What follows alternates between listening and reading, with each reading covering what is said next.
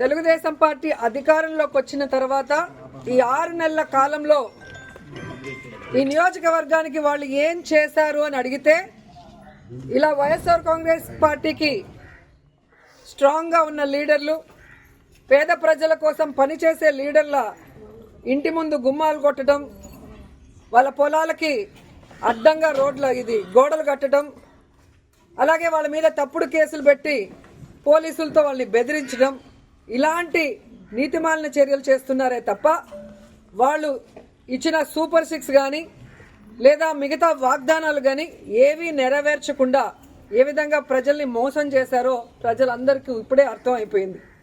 కానీ దురదృష్టం ఏంటంటే ఈ పంచాయతీలో తాగే నీళ్ల దగ్గర నుంచి ప్రజలకి అన్ని అందుబాటులోకి తీసుకొచ్చే సచివాలయం, ఆర్బీకే సెంటర్ అన్నీ కూడా ఇక్కడ లీడర్లు వాళ్ళ ల్యాండ్ ఇచ్చి కట్టించి ప్రజలకు అన్ని అందుబాటులోకి తీసుకొచ్చారు.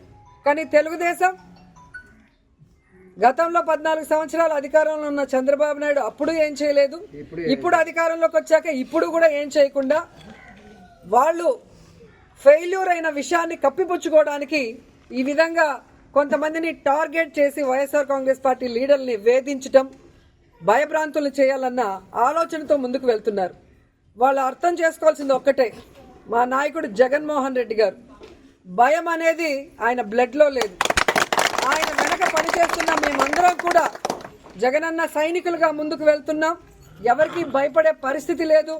ఎందుకంటే వైఎస్ఆర్ కాంగ్రెస్ పార్టీలో మేము ఎవరు తప్పు చేయలేదు. 5 ఏళ్లు కూడా ప్రజలకి మంచే చేశాం, నియోజకవర్గాలన్నీ అభివృద్ధి చేశాం. ఈరోజు మీరు మోసంతో అధికారంలోకి వచ్చారు, ఈవీఎంలు మ్యానిపులేట్ చేసి వచ్చారు, ఏ విధంగా సూపర్ 6లు అంటూ ప్రజల్ని మోసం చేసి వచ్చారు. మీరు సిగ్గుపడాలి, మేము సిగ్గుపడాల్సిన అవసరం లేదు.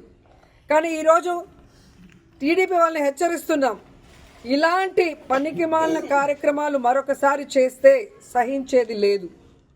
అధికారంలోకి వచ్చారు, హనీమూన్ పీరియడ్ కదా, 1 ఇయర్ మాకు ఇవ్వండి అంటారనే సైలెంట్గా ఉన్నాం. కానీ రోజు రోజుకి నీతిమాలిన రాజకీయాలు మీరు ఎక్కువ చేస్తున్నారు కాబట్టి ఇక సహించేది లేదు. మేము మా వాళ్ళకి ఎవరికి ప్రాబ్లం చేసినా కూడా ఒక యూనిటీగా మిమ్మల్ని ఎదుర్కొంటామని కూడా ఈ సందర్భంగా తెలియజేసుకుంటున్నాం. ఎందుకంటే గ్రామాల్లో తెలుగుదేశం పార్టీ నాయకులకి ప్రజల్లో గౌరవం లేదు, అభిమానం లేదు కాబట్టే ఈరోజు సీఎల్ని, ఎంఆర్ఓల్ని, ఎంపీడీఓల్ని బెదిరించుకొని వాళ్ళని పంపించి ఇలాంటి నీతిమాలిన చర్యలు చేస్తున్నారు. అసలు ఎంత సిగ్గుచేటంటే మున్సిపాలిటీల్లో రోడ్ల మీదకి వచ్చేస్తుంటే వాటిని ఎవరు కొట్టరు. రోడ్డు ఎక్కడుంది, ఇల్లు ఎక్కడుంది, ఇంటి ముందున్న దాన్ని కొట్టడానికి నోటీసు పాత డేట్లో నిన్నే కొట్టారు అంటే ఆఫీసర్లు కూడా ఎంత దిగజారిపోయారు అనేది ఇక్కడ అర్థమవుతుంది. సో ఆఫీసర్లను కూడా హెచ్చరిస్తున్నా, ఇదే విధంగా కనుక మీరు తెలుగుదేశం పార్టీ చెప్పింది ప్రెషర్ అని చెప్పి పనికి మాలిన పనులు చేస్తే మీ మీద హరాస్మెంట్ కేసులు, ప్రైవేట్ కేసులు వేస్తాము. ప్రతి ఒక్కటి మా దగ్గర మీ మాట్లాడింది, మీరు ఇక్కడికి వచ్చి మీరు బిహేవ్ చేసింది, మీరు ఆ నోటీస్ అతికిచ్చిన డేటు, టైము అన్నీ కూడా మా దగ్గర ఉన్నాయి.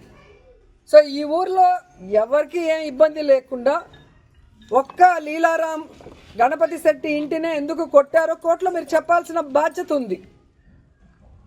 అలాగే ఏ ఊర్లో అయితే మీరు ఇలాంటి రూల్స్కి విరుద్ధంగా చేస్తున్నారో వాటి అన్నిటికీ కూడా సమాధానం చెప్పే విధంగా మిమ్మల్ని కోర్టులో నిలబెడతామని కూడా ఎంఆర్ఓకి, ఎంపీడీఓకి, పోలీసు వ్యవస్థకి కూడా హెచ్చరిస్తున్నాం.